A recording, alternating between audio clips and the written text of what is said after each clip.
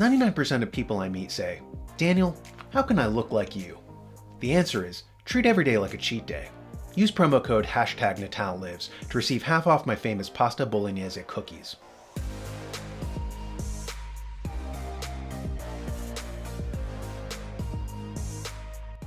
G.E. Moore wrote the book Principia Ethica in 1903.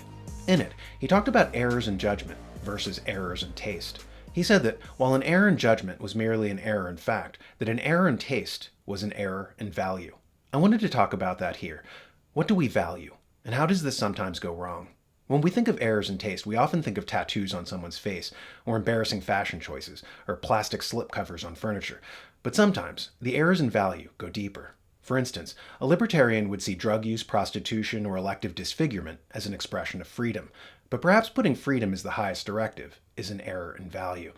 As for me, I no longer put freedom as the highest value, but virtue. In politics, Aristotle said that all governments have different end goals. The end goal of an oligarchy is the transfer of the wealth from the many to the few. The end goal of a democracy is equality. And the end goal of a republic, he said, is virtue. Montesquieu makes the same point in the 1700s. He says that monarchies are motivated by honor, despotisms are motivated by fear, and republics are motivated by virtue. We seem to have lost our way. We forgot what the whole purpose of our government was, to promote virtue among the people. Like John Adams remarked, our Constitution was made only for a moral and religious people. It is wholly inadequate to the government of any other. As I said, we seem to have forgotten the whole point of our form of government. As Aristotle asserted, everything has an end goal, a telos in Greek. The telos of a toaster is to brown your bread. The telos of a car is to transport you. The telos of a refrigerator is to keep your food cold. If a thing fails to live up to its telos, we say that it's a bad thing. A fridge that doesn't keep your food cold is a bad fridge. Likewise, a republic that forgets that its purpose is to promote virtue among the people is a bad republic. As a society, we used to understand this. We were educated in civics and knew these things. Then they stopped teaching these subjects, and we got conned. Hustlers asking us to trade our cow for magical beans came into town. Don't get me wrong, freedom is important, but it's a means, not an end. Immanuel Kant, in the Metaphysic of Morals, said that freedom is an essential component to ethics. He said that, in morality, there is no imitation. In other words, you can't do a moral act if you're just copying someone else, or operating on autopilot, or coerced by some institution. You have to willingly choose to do the act for it to be ethical. So freedom is an important component of ethics, but as I said, freedom is a means, not an end. The end is virtue. But con artists slipped in, encouraging us to stop teaching Americanism and instead to promote crude materialism. Instead of having the freedom to do good things, charlatans told us that our freedoms were there to engage in degeneracy, prostitution, drug use, all the things that enslave you. Ethics frees you. No man is truly free if he is a slave to a vice.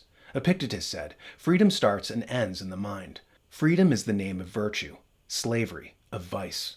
None is a slave whose acts are free.